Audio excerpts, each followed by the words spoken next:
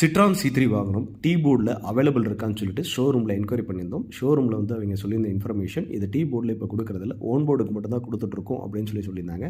சரி, டீ போர்டில் என்ன இருக்குன்னு சொல்லி கேட்கும்போது டாக்ஸிக்கு வந்து EV வெஹிக்கிள் ஒன்று கொடுக்குறோம், அது ஒரு டைம் சார்ஜ் பண்ணால் 200 கிலோமீட்டர் ரேஞ்ச் வரும், இப்போதைக்கு அதுதான் டீ போர்டில் கொடுத்துட்ருக்கோம் அப்படின்னாங்க. சென்னையில் ஒரு ஷோரூமில் கேட்கும்போது அவங்க சொல்லியிருந்த இன்ஃபர்மேஷன் வந்து பண்ணித்தரோம், பட் ஒரு 35,000 சேர்த்து வரும் அப்படின்னு சொல்லியிருந்தாங்க. ஸோ உங்களுக்கு டீ போர்டு எடுக்கிறதுனா ஒரு ஏஜென்ட்டை வச்சு நீங்கள் கன்வர்ஷன் பண்ணிக்கலாம். ஒரு 35,000 சேர்த்து செலவாகும். டொயோட்டாவில் டைசரும் மாருதி சுசுகி நெக்ஸாவில் வந்து பார்த்திங்கன்னா ஃப்ராங்ஸில் ஒரு கார் வரும். இது 2 டீ போர்டு அவைலபிள் வந்து அஃபிஷியலாக கிடையாது, பட் ஆனால் அதை கன்வர்ஷன் பண்ணுறாங்க.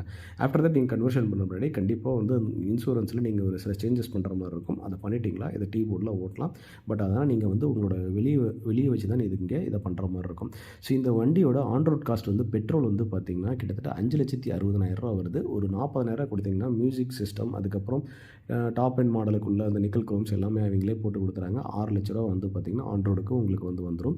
அதே மாதிரி வந்து பார்த்திங்கன்னா சிஎன்ஜி வேரியண்ட் வந்து பார்த்திங்கன்னா 660 வருது. சேம் வந்து 40,000 கொடுத்தா 7 லட்ச ரூபாய்க்குள்ள உங்களுக்கு வந்து பார்த்திங்கன்னா இந்த டாப் அண்ட் ஃபீச்சர்ஸ் லோட் பண்ணி தந்துடுறாங்க. இந்த வண்டியோட மைலேஜ் வந்து பார்த்திங்கன்னா 22 to 24 வந்து சொல்கிறாங்க. ஆவரேஜாக சிட்டி ஹைவே வந்து பார்த்திங்கன்னா பெட்ரோல் உங்களுக்கு வந்து 20 கிடைக்கும். சேம் சிஎன்ஜியில் வந்து பார்த்திங்கன்னா 30 சொல்கிறாங்க. பட் இது வந்து ஒரு 28லேருந்து ஒரு 26 வந்து கிடைக்கும். ஒரு 1600 சிசியில் வர வண்டி தான் இந்த வண்டி.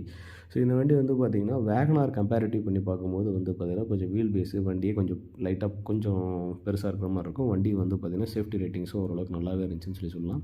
ஸோ இந்த வண்டி நீங்கள் டீ போர்ட் கன்வெர்ட் பண்ணால் ஓன் போர்டு தான் டீ போர்ட் கன்வெர்ட் பண்ண முடியும் உங்களுக்கு ஆர்சி வந்த பின்னாடி.